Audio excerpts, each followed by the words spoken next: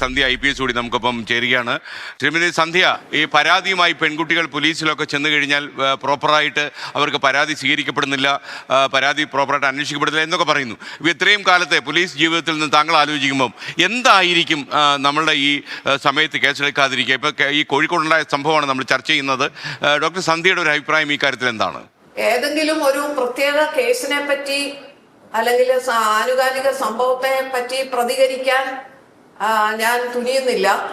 ഏതെങ്കിലും ഒരു അന്വേഷണം നടക്കുന്ന കേസിനെ കുറിച്ചൊക്കെ എന്തെങ്കിലും പറയാനായിട്ട് എനിക്ക് സാധ്യമല്ല. ഈ സൈബർ ഇടങ്ങളിലെ കുറ്റകൃത്യങ്ങൾ ഇന്ന് കൂടിക്കൊണ്ടിരിക്കുകയാണ് എന്നുള്ള കാര്യത്തിൽ യാതൊരു സംശയവുമില്ല.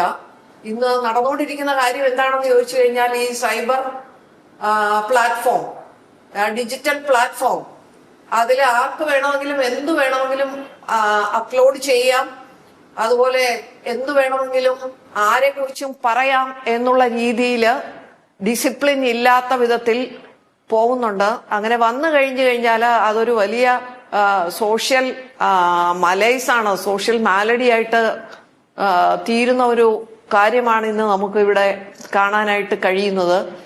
ഡിജിറ്റൽ പ്ലാറ്റ്ഫോം എന്ന് പറഞ്ഞു കഴിഞ്ഞാൽ അത് ഡിഫെയിം ചെയ്യാനുള്ള ഒരു പ്ലാറ്റ്ഫോമായിട്ട് ഉപയോഗിക്കാനായിട്ട് യാതൊരു മടിയില്ലാത്തൊരു കാലമാണിന്ന്. ഇപ്പൊ സെക്ഷൻ 66A 2015 ശേഷം ഇല്ല.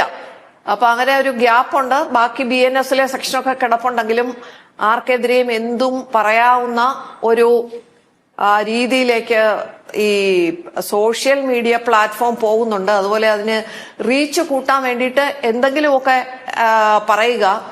അപ്പൊ അതിന്റെ ആൽഗോരിതം മാത്രം നോക്കിയിട്ട് അതിനെ മോണറ്റൈസ് ചെയ്യുക.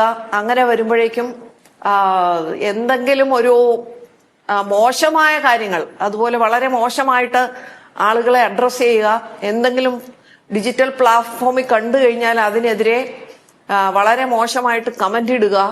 അപ്പൊ ഇത്തരം കാര്യങ്ങൾ ആണ് ഇപ്പോൾ സംഭവിച്ചുകൊണ്ടിരിക്കുന്നത്.